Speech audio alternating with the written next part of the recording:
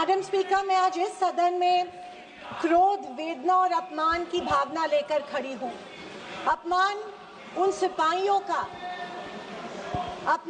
सिपाहियों का जिनको सीज फायर की ऑर्डर अपने देश के प्रधानमंत्री से नहीं बल्कि एक विदेशी से मिली।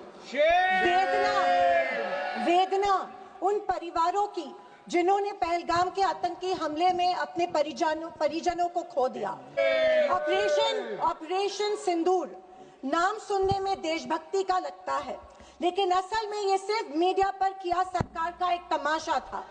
कोई नहीं बता रहा है कि इस ऑपरेशन में हासिल क्या हुआ, कितने आतंकी पकड़े गए, हमारे कितने फाइटर जेट्स गिराए गए, कौन जिम्मेदार है, कौन किसकी गलती है। इसका हिसाब देने का दायित्व इस सरकार का है, मगर देश में सवाल पूछने पर ही पाबंदी है, क्योंकि ये सरकार सवाल सुनना ही नहीं चाहती है, बल्कि ये सरकार जवाबदेही से ही भागती है। पहलगाम के आतंकी हमले में मारे गए बेगुनाहों की अभी चिता भी ठंडी नहीं हुई थी कि देश के प्रधानमंत्री बिहार में चुनावी रैली संबोधित करने गए। कोई जिए कोई मरे, इनको कुछ फर्क नहीं पड़ता। ये 24/7 चुनावी मोड में रहते हैं। फिर साहब की मार्केटिंग की तरकस से आया नया तीर, ऑपरेशन सिंदूर। मुझे हमारी सेना की बहादुरी पर बिल्कुल संदेह नहीं है।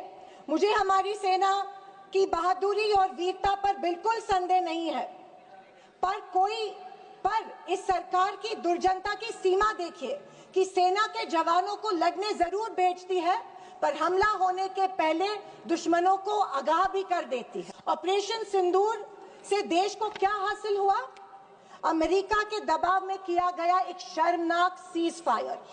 फॉरेन पॉलिसी ऐसी कि मित्र देशों ने आतंकवाद की निंदा तो की, पर पाकिस्तान की नहीं। स्पीकर मैडम, प्रधानमंत्री कहते हैं कि ऑपरेशन सिंदूर का जश्न मनाने का पर्व है। किस बात का जश्न मनाए प्रधानमंत्री जी?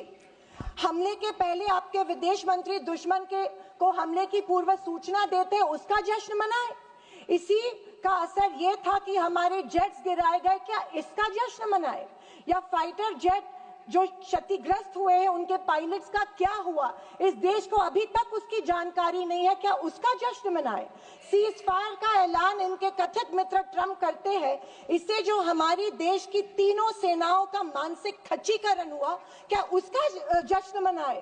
और अंत में मैं इतना ही कहना चाहती हूँ कि आवाज न सुनी हमारी कुछ गम नहीं, आवाज न सुनी हमारी कुछ गम नहीं, मजलूमों की चीखें तो